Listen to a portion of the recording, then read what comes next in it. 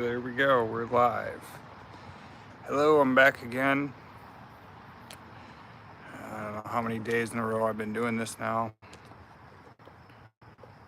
Let's see, well, I can count. That's 4 days, this is the 4th day in a row. It's never very good. Anyways, going live again. I'm going to be reading from, yep, it would figure. I'm going to be reading from my book, The Magic Paintbrush. I left off on chapter 3. Or no, yeah, so I've been doing this 3 days in a row. So this is the 3rd day.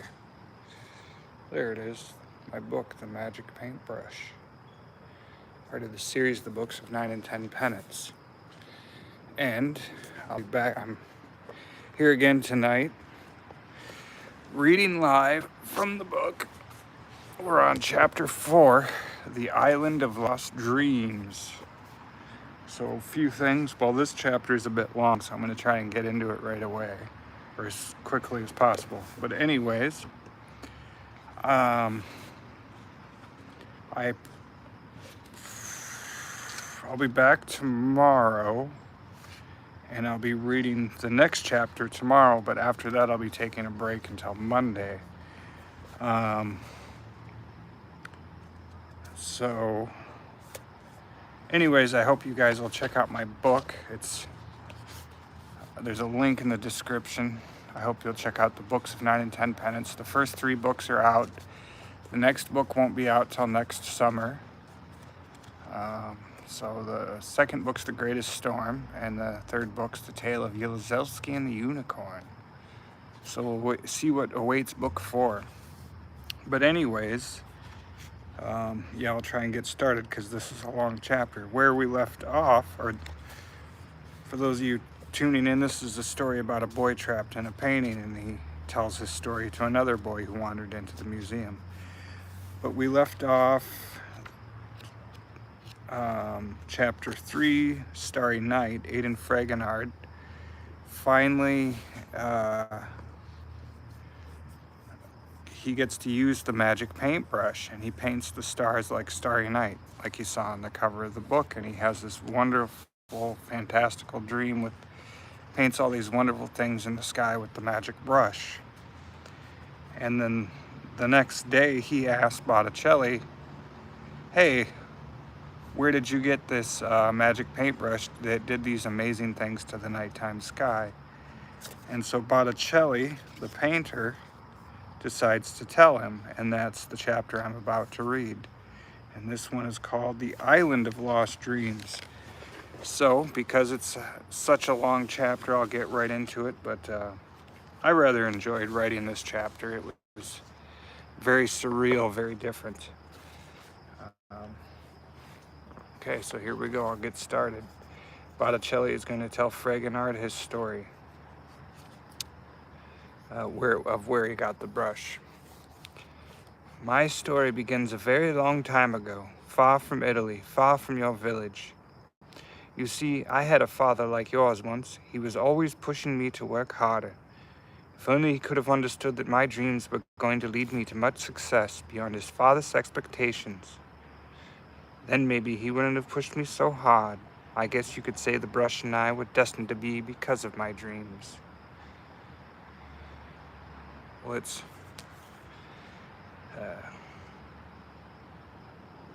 someday you, Prince Aidan, will have to choose between the life your father is destined for you to live or a life of your own. Perhaps one as a painter, such as myself. When I became of age, I left home, never to return to pursue those dreams. I wandered the countryside as a nomad, searching for the answer. Then one day, as I was looking for a place to take a nap, I stumbled upon a dark and mysterious woods. It was so enchanting, almost calling my name, compelling me to explore it further. I opened the magical door, so to speak, and went deep into the forest on a well-worn trail. The path led me to an open field in the middle of nowhere. From there I went up and over a hill, and then up and over another, casting a shadow over the one I left behind. There at the top I found a place where I could put my troubled thoughts to rest next to an old and lonely tree. I lay down at its heel and waited for the stars to appear. Hours later, I woke in a dream, floating alongside the clouds as if though I were one myself. I drifted along until I landed on a desolate beach. The sand sparkled and glistened, spiraling infinitely in a rainbow effect. I couldn't even begin to describe with words how beautiful it was, so I smiled and laughed for no reason as I turned and looked out into the ocean. I was hypnotized by the rhythmic nature of the waves, unaware the next wonderment on this island of lost dreams would be a hellish nightmare. The waters rushing in were black and oily. It didn't smell like the salt in the air as it should, but of fear and old burnt wood. I stepped back from this strange foul odor and looked into its depths with a new perspective eye. I could see horrific dreams transpiring in the lapping waves, growing with intensity, stroke after stroke. It was so terrifying, like a violent scream that never ended. I promised myself to never speak aloud of what I saw. I had to get away. The waters were putting a strain on my eyes, so I began making my way along the shoreline, searching for the cause of this dream. Giant rock cliffs lined the beach. They had these haunting images embedded in them. I thought they were purposely misleading me on. Then the beach opened up to an inlet cove. It was so unbelievably blue, the contrast against the night and the dark waves made it appear as if it had this effervescent glow. There was nowhere else to go, and an island shore can only lead to one place once it's been explored. So I swam across to the other side and continued walking. Just outside of the shadows in the next bend, I heard this exotic laughter. I turned the corner and saw the most unusual creatures, tan red skin and dark faces gathered around a fire, lit ablaze by thousands of shades of color streaming into the air. I sat down, keeping my distance, and watched as they played a peculiar guessing game. These creatures were trying to catch one of the flames, being careful to capture a specific one of their choosing. When they caught one that eyed their fancy, they would hold it in the palm of their hand and present it before the others. Then, after everyone had a look, they would gently blow on it, sending it afloat into the night as a dancing creature of another design. For a brief moment I swore one of them saw me. The creature glared in suspicion, as if I was a trespasser. I cautiously took a few steps forward, hoping somehow to let them know I was only curious about their game. The creature became enraged by my presence, thrashing its head violently. It crushed the burning ember in its claw-like hand. The ember turned to granules of sand sifting through its fingers. I knew at that moment I was not meant to see this game of theirs, though I wanted to let them know I meant no harm. There was no way of telling them with words I assumed they couldn't understand.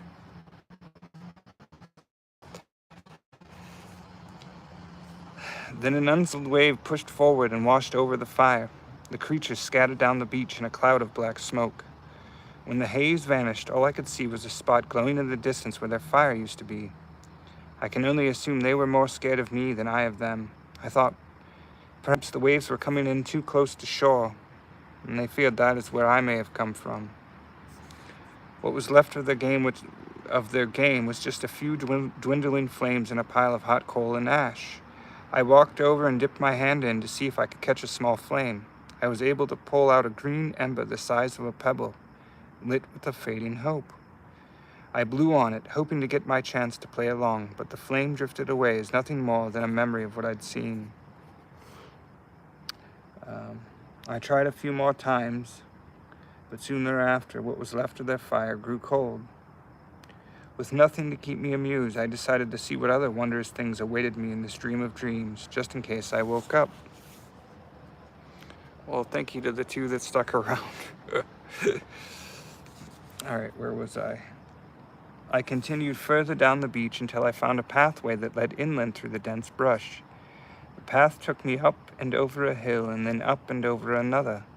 There at the top was a tree just like the one in the forest. Next to the tree I noticed a stick wedged into the ground. It had a worn handle, aged well by the years of its use. I assumed someone else must have walked this path before I did and left it there. It all of a sudden occurred to me. I'd seen this place once. A long time ago, in a dream I had when I was a small child, that's when I felt at home. It was a land beyond beyond, a place past hope and fear where only dreamers dare to exist, far from all that we wish to know and comprehend. The stars never seemed so bright and amazing in all my life spent gazing at them. They danced and played a game of their own in a spectacular show of colors, just like the flames from the fire. It was then that I realized my destiny lay beyond them, the magnificent stars in all their glory. I propped my back up against the tree to rest for a while and enjoy all I had discovered. Just as I was about to close my eyes, a flower landed on my nose.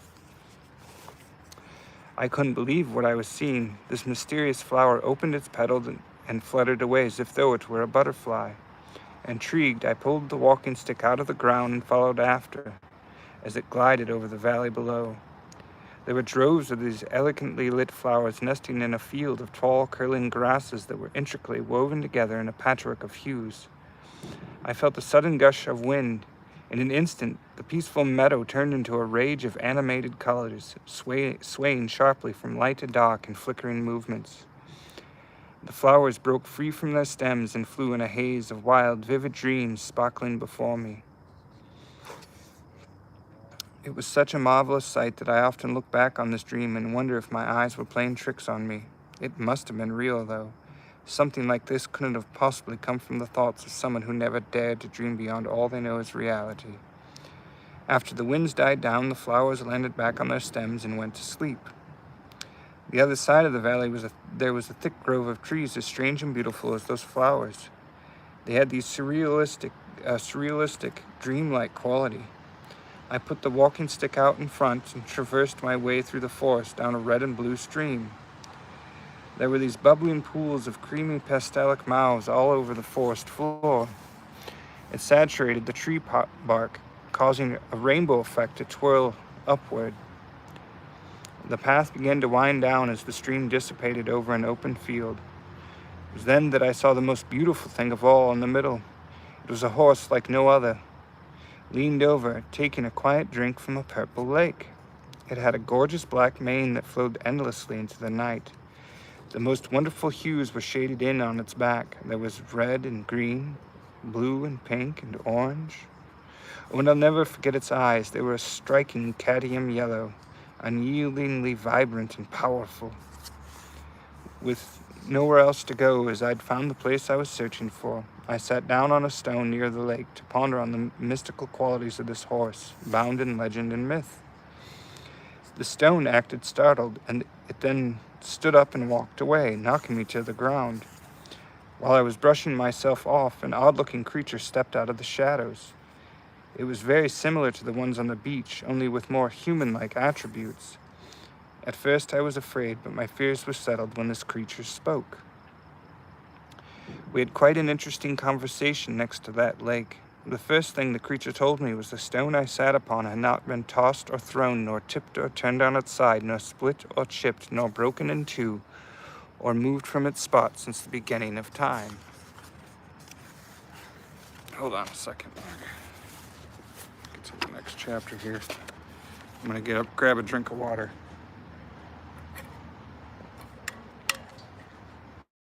Ugh. Dang it.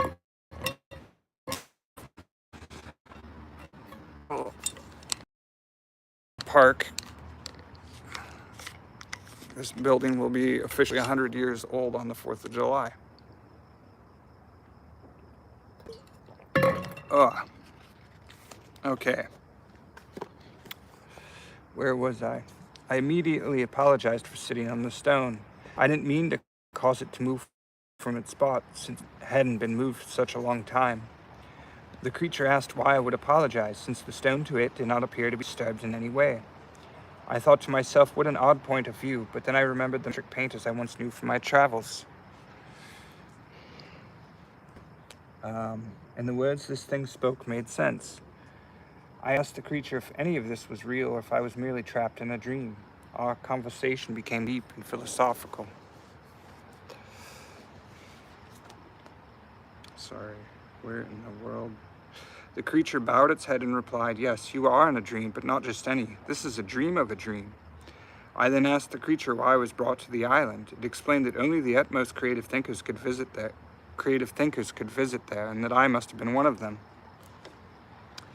I asked if it were true. I just couldn't fathom that I could be equal to something so pure and full of joy. It replied yes, along with the flowers, the trees, the butterflies, the blades of grass, and everything else I encountered. I then asked how this island came to be. The creature spoke in an inquisitive manner, as it replied with a questionable yet reasoning sense. "Why, you are a daydreamer. Is it so hard to believe a place like this could exist?"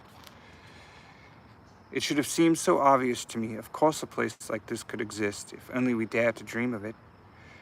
I then asked how to leave this enchanting place. The creature was befuddled. It wondered why I would ever want to wake up from such a peaceful memory. But it told me that if I really wanted to leave, I had the answer all along. I should have already known. All I had to do was daydream the day away once more. The creature then asked if I wanted to stay. I said I would think about it, but there was still so much out in the world to see. It simply replied, "Everything you will ever see for the rest of your life could never compare to this beautiful place. The things on this island you will never see ever again if you choose to leave." I couldn't have agreed more with the strange-looking creature I was conversing with in such an odd manner. I then told the creature of my walk through the island and the game I saw the others playing on the beach. I asked why they wouldn't let me join in. It said I was not yet one of them. To play as freely on the island as they did would require a new face. I then asked about the oceans, why they were black and filled with such vile turbulence in its darkened waves. Hold on, I'll flip to the next page. The creature replied in a grim voice with a cautious, warning sense, "Do not go near the waters surrounding the island. They are dead and filled with horrific nightmares, the worst ever conceived by mortal man. If you stare into the depths of this briny, malevolent evil for too long, they will consume you. Then you will be lost in a place of misery, forgotten and remembered as nothing more than a dream of your world and of this island."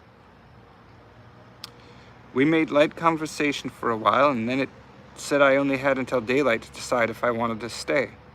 I was told when day broke the island would disappear and I'd never be able to return. Though I wasn't sure if I wanted to stay and leave my reality behind, I asked how I could become a part of this beautiful place.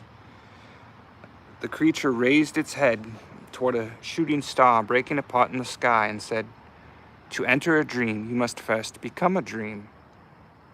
It also told me that if I decided to stay, all I would have to do is drink from the mystical purple lake, then fall asleep in the field of flowers atop the great hill, the one standing just outside of another's dream, and daydream a creature of my own mystical design. That was how all the creatures ended up permanently staying on the island. I wondered at that point if this creature was not once a man, so I asked what I thought it would reply with an easily understood question to some, and for others, an impossible dream. The creature told me, "I was once a man by the name of Albert Moore, and I came here after a dream I had one summer night the year before." I asked the creature if it had another name. It told me the horse had given him the name Azuzu, after a great tree that used to sing this mystical place to sleep before the sun came up. I was told those were the dark days of the island. I then asked if even the horse was once a man. The creature said something intriguing that I still don't fully understand. "No. The horse was here long before any of us. It is the lifeblood and creator of paradise everlasting. The inhabitants here revere and admire it more than anything that you have encountered in this dream." I thought everything the creature was telling me was so intriguing that I often think of the conversation we had and wished I had chosen to stay. The creature then left me alone for the rest of the night to ponder on my decision. I sat by the lake, looking at this horse, wondering what powers it held and where it truly came from. But I couldn't spend all my time pondering on the impossible. I knew morning would be approaching soon, so I had to make up my mind and fast. So I decided to take one last stroll around the island to contemplate on whether to stay or leave and become nothing more than a forgotten memory of this dream of dreams. On my walk, I truly started to notice how everything on the island was breathing as if alive. Even the blades of grass had a place and a life of their own in this enchanting dream. Although I wondered why what was once a man chose a new life so small and insignificant. The stone I sat upon earlier then wandered by. It too was breathing as if alive. That's when I realized I couldn't have moved it. Because it had legs, it can do that on its own. It was nearing early dawn, and I truly felt paradise had nothing more to offer me, so I decided to say my goodbyes to the horse. I approached the creature from behind, as not to disturb it. The horse for a brief moment turned to its side, then went back to munching on some of that strange curling grass. I quickly ducked below a patch of willow reeds and looked through the winding blades. I remained hidden amongst the bugs and worms that fed upon their earthly roots, observing this mythical creature, this king of dreams, when its long black mane floated near me. I wondered if the horse wouldn't mind if I sampled just a lock of hair, as a memory of my own of this place, since I'd be leaving in the morning.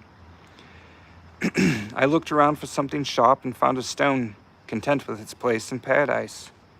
When the horse's mane waved in front of me again, I grabbed a hold and quickly cut a small sample. The horse turned around and stared directly at me. Its eyes were glowing in fiery shades of yellow. Like a lightning bolt, it turned into something else darker than the ocean surrounding the island. This new creature began huffing and puffing, kicking up dust. So I put the lock of hair into my pocket for safekeeping. Then I took a few steps back and accidentally tripped over the tree stump and fell, spraining my ankle. I wondered if the stump was the one they called a zuzu, the one that used to sing this place to sleep before the sun came up. The creature then swiftly ran past, vanishing into a cloud of dust. The perfect dream I'd happily found myself lost in was spinning out of control. The peaceful inhabitants started chasing after me, even the butterfly flowers and the stone. It leapt into the air, desperately trying to knock me unconscious, split me in two, and turned me into one of their foreboding dreams. With the help of the walking stick, I was able to make my way atop the two hills. I stuck it in the ground and left it for another to help navigate their way. The heavens I once admired were torn apart. The 3 moons had collided into each other, and the stars were falling away from the sky in a shower of hellfire and rain. It seemed this world was on the verge of dying, ready to have its final dream and wake up, perhaps for all eternity. I went down by the beach to look for an escape. The creatures I encountered earlier were waiting for me there. Their fire had been relit. I could see it in their eyes, the rage they had against me. I got down on my knees and prayed I would wake up. Thank the stars and moon and heavens above, my prayers were answered. The sun began to slowly rise. Hold on. Oh, God. Buggy out tonight. Okay. The sun slowly began to rise, showering me with its golden rays of salvation. The island's colors faded, becoming less and less vivid as I rose into the sky and once again became one with the clouds. I floated along well into the day until I landed back in the field from where I dreamed this dream of dreams. When I awoke from my dream, it was night. I thought none of this could have been real, just as you thought once. But then I remembered the lock of hair I took from the horse. So I reached into my pocket. It was still there. After I made it back home to Italy, I had the lock of hair turned into a paintbrush. I was afraid to use it, and I guess what I feared the most was unlocking the nightmare I'd experienced on the island and releasing it upon the world. Then late one evening, as I was looking for a place to rest in the woods on the edge of town, I unlocked its secrets out of boredom. The air was saturated in the heavy mist, not unlike the island, only void of a dreamer's dream. I painted a flower into one of those mysterious butterflies. To my amazement, the flower began to sway with the wind, as if struggling for life to happen. It then broke free from its stem and fluttered away into the distance. I wondered if it was a haunting illusion or if indeed it was real. Ever since then, that is why I prefer to sleep outdoors, so that I may rest on a bed made of this dream of dreams. The next day I returned to the place I was visiting. I found the town in ruins and the butterflies and the other wonderful things I brought to life lying dead in the streets. The town was in fear of my newfound magic and searching for the cause. I left, fearing I'd be discovered as the perpetrator of this great tragedy that had befallen upon their humble little village by standards. I realized after that day it would take quite some time to truly unlock and master the skills of this brush. Well, my new friend, prince and heir to a poor kingdom, what did you think of my story? And so now we go back to Prince Aidan. Prince Aidan says, I thought it was the most amazing story I'd ever heard. I asked if he would teach me how to paint. After all, how could one refuse an amazing? He said, instead of taking him to work in the fields, we should find a suitable place for us to comfortably sleep the day away, perhaps under the tree by the side of the road. I laughed and said my father would never allow that behavior. There was just too many chores that needed to get done. What a foolish thought it was, but I was so intrigued by this man's idea. It made me wish it were possible to live a life of ease for once in a hard-working kingdom. It was getting late, and I was sure we would miss supper, so we walked back to my father's humble little home. My father was waiting for me with a cold plate of food set at the table. He asked if I was planning on taking the drifter outside with me to work, since he seemed to be the source of my troubles lately. I assured him I'd make a working man out of him yet. My father scoffed and said, do not defend or waste my time with those who cannot take a blessing with gratitude. Please, father, give him one more chance. I need the help, I desperately pleaded. He's your problem for now, but if it takes more than a week, I will not feed him from my table, nor allow him to sleep so comfortably in our front yard.